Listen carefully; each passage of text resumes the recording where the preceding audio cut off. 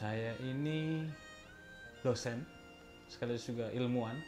Jadi saya banyak belajar ilmu pengetahuan modern, filsafat, dan selama ini sibuk mengajar, menulis, berbicara di berbagai forum tentang filsafat dan ilmu pengetahuan.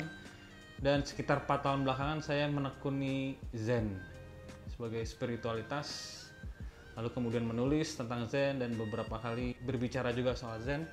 Dan saya seorang meditator, praktisi Zen. Saya ini ilmuwan, saya suka sesuatu yang praktis, logis, sederhana, dan manjur.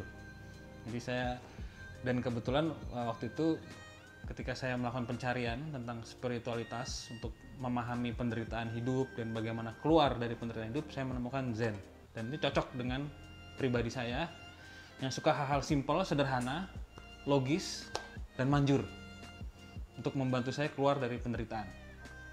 Dan sampai pada kedamaian dan kejernihan hidup yang sangat saya butuhkan dan saya rasa dibutuhkan oleh banyak orang. Maka nyambung lah, pas gitu, antara Zen dengan pribadi saya. Jika dibandingkan dengan tradisi-tradisi yang lain, saya sudah berpetualang istilahnya ya, dari berbagai tradisi Buddhis. Saya juga menekuni Sufi di tradisi Islam. Saya menekuni yogi, tradisi yoga India, Vedanta. Tapi memang sampai sekarang yang masih paling pas ya, saya menemukan Zen di Jerman. Sesuatu yang agak unik ya sebenarnya. Jadi waktu di Jerman saya sempat mengalami penderitaan yang sangat berat. Dan saya coba cari jalan keluar karena memang ilmu pengetahuan modern, filsafat, dan agama yang ada ternyata tidak cukup. Dan saya menemukan itu di Jerman, dan kebetulan di Jerman Zen itu menjamur ya, banyak Zen master di sana dari Jepang, dari Korea. Lalu saya cari yang saya punya dua guru ya, dari Rinzai Zen Jepang sama dari Korea, tradisi Korean Zen, dan mereka sangat membantu saya. Saya sempat retret juga di Hongaria, ada biara Zen di kaki gunung Esztergom, itu di kampungnya Hongaria begitu. Sempat juga beberapa kali retret di Jerman. Dan ya, jadi saya menemukan Zen di Jerman saat belajar. Waktu itu saya lagi studi doktoral di bidang filsafat politik dan studi perdamaian. Alhamdulillah lulus. Lulus. Entah kenapa habis belajar Zen ditambah pinter gitu ya, tambah tenang, tambah jernih, tambah damai. Jadi apa juga, belajar bahasa, nulis disertasi, ujian, jalanin aja dengan jernih, damai, dan lulus cum laude lagi. Jadi ya bagus lah lulus dengan gemilang. Sejauh saya alami tidak, karena jalan Zen ini benar-benar jalan untuk menemukan diri saya yang sebenarnya. Dan itu nggak ada kaitannya dengan agama, tradisi, suku, ras, hobi, nggak ada. Ini sesuatu yang universal, ada di dalam diri kita semua, tanpa kecuali. Dan teman-teman saya praktek Zen, saya kan punya beberapa komunitas di Jerman juga, di sini juga. Rata-rata memang, kalau di Jerman rata-rata ateis, Katolik. Di sini rata-rata teman-teman Muslim juga bermeditasi bareng, teman-teman dari Kristen. Jadi memang sejauh saya yang alami dan teman-teman saya alami, jalan Zen ini untuk semua, baik orang beragama ataupun tidak gitu. Karena ini jalan untuk sampai pada pemahaman tentang siapa saya sebenarnya, siapa kita sebenarnya di alam semesta ini. Dan itu universal, terbuka untuk semua tanpa kecuali.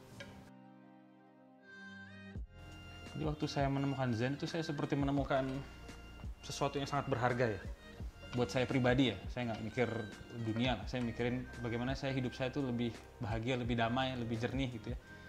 Dan saya, wah ini indah sekali ya, sesuatu yang berharga.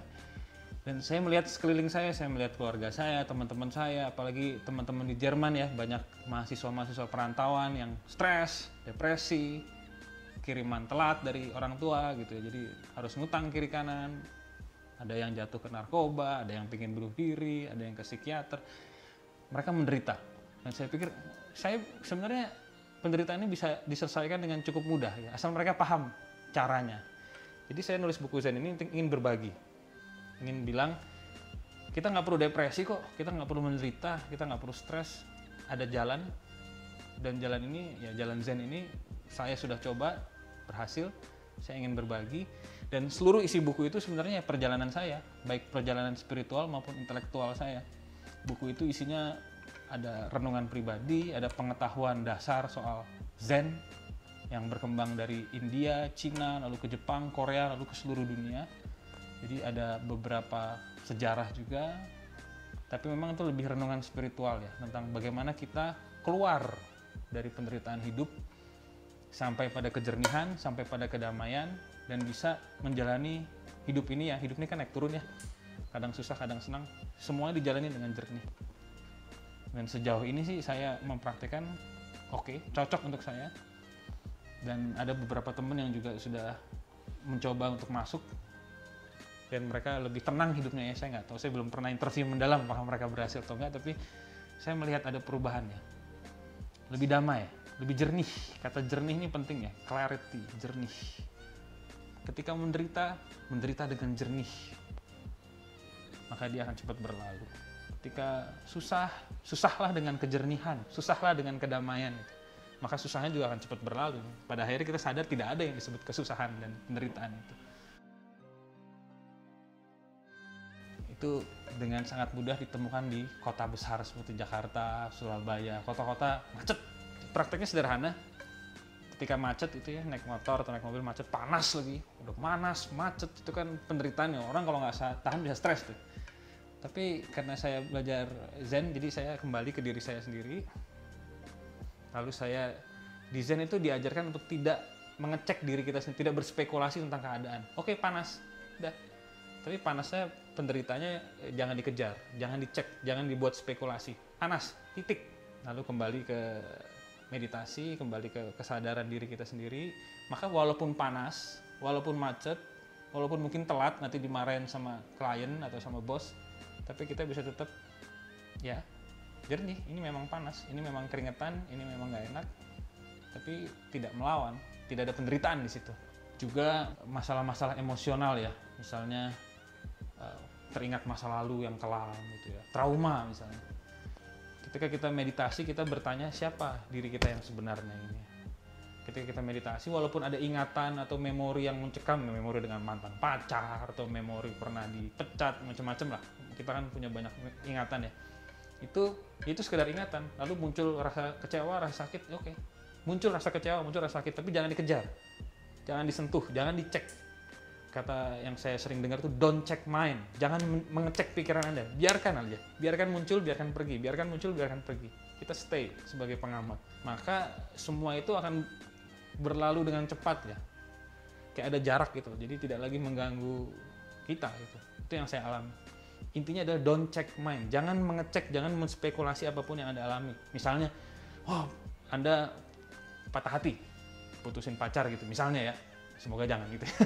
Anda patah hati, lalu Anda bilang, ini hukuman dari Tuhan, ini karena hidupku yang sebelumnya berbuat dosa, macam-macam. Itu seperti itu, artinya kita berspekulasi tentang penderitaan kita, dengan tentang peristiwa yang kita alami, dan itu menumpuk akhirnya. Jangan lakukan itu.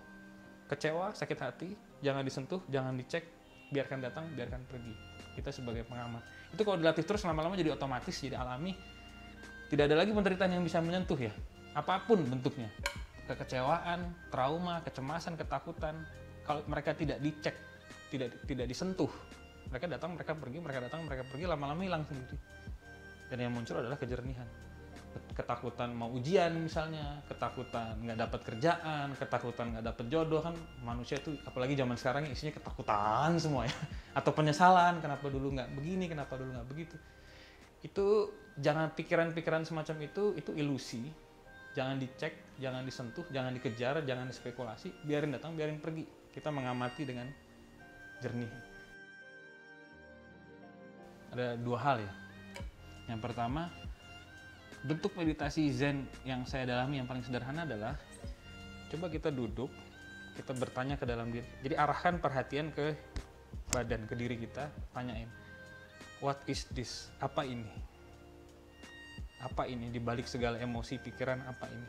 Nah, pertanyaan itu sendiri memang tidak bisa dijawab dengan konsep ya. Tapi pertanyaan itu sendiri adalah sebuah jawaban sebenarnya.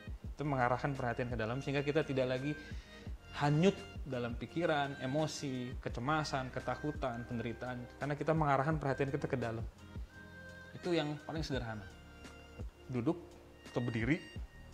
Saya sering praktekkan pas lagi naik kereta. Naik kereta itu kan kadang-kadang saya nggak dapat tempat duduk, saya berdiri, saya tanya, apa ini? What is this? Bahasa Inggris, what is this? Saya arahkan perhatian kita tidak kepikiran, ke emosi ngelamun, tapi arahin ke dalam. Nah ini yang disebut Buddha nature ya, hakikat kebudaan kita. Sesuatu yang jernih, tenang, damai, ada di dalam. Semua orang punya. Asal kita nggak hanyut pada pikiran dan emosi. Buddha nature, itu yang pertama. Kalau mau masuk ke pintu gerbang Zen ya. Yang kedua adalah ya bisa membaca buku saya gitu ya. Saya tuangkan semuanya di situ. Refleksi saya, pengalaman saya, pemahaman dasar soal Zen itu bisa dimulai dari membaca buku saya. Mungkin ada tambahan ketiga ini, saya sedang berusaha membangun sangha ya, komunitas meditator untuk orang-orang yang kotak, orang-orang yang sibuk, orang-orang yang ditekan oleh deadline, oleh tugas, oleh kerjaan, oleh utang, dikejar-kejar sama bosnya, hidupnya terburu-buru terus-menerus. Saya memang punya visi yang sama ya, saya berharap Zen ini bisa menjadi oase ya, mata air kesegaran untuk orang-orang yang hidup dengan segala macam tantangan kota besar ya, tantangan hidup modern. Memang lagi tahap merintis, tapi semoga bisa berjalan dengan baik. Ya, teman-teman terima kasih sudah bersedia mendengarkan. Jadi selamat menekuni jalan Zen, selamat datang di pintu gerbang Zen, dan selamat menekuni jalan Zen, semoga menemukan kejernihan dan kedamaian dalam hidup. Terima kasih.